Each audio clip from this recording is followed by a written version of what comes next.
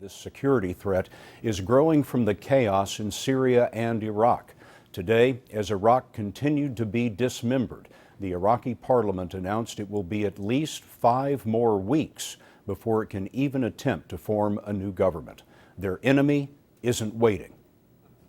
وفضل كبير من الله تعالى. Abu Bakr al-Baghdadi announced on Friday that he is the leader of a new Islamic state after his forces conquered part of Syria and about a third of Iraq.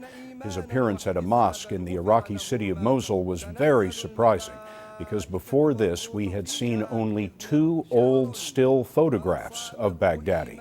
He called on Muslims worldwide to swear their allegiance to him.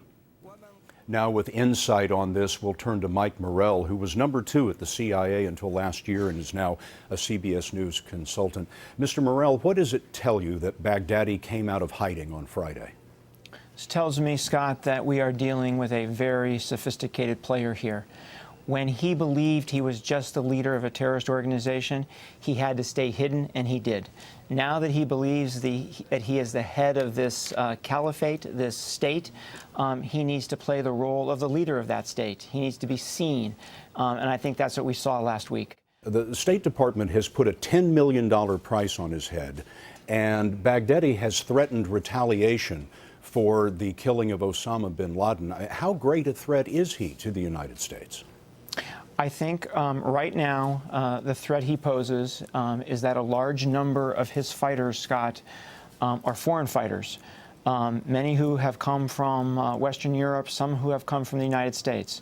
So the main threat he poses now is the ability to send those operatives back to Western Europe and back to the United States to conduct small-scale attacks. But over time, as he builds capability, as he has this safe haven, the more time he would have to develop a 9/11 style attack. So short-term, smaller attacks; over the longer term, significant attacks. Mike Morell, former Deputy Director of the CIA. Thanks very much. Thanks, Scott.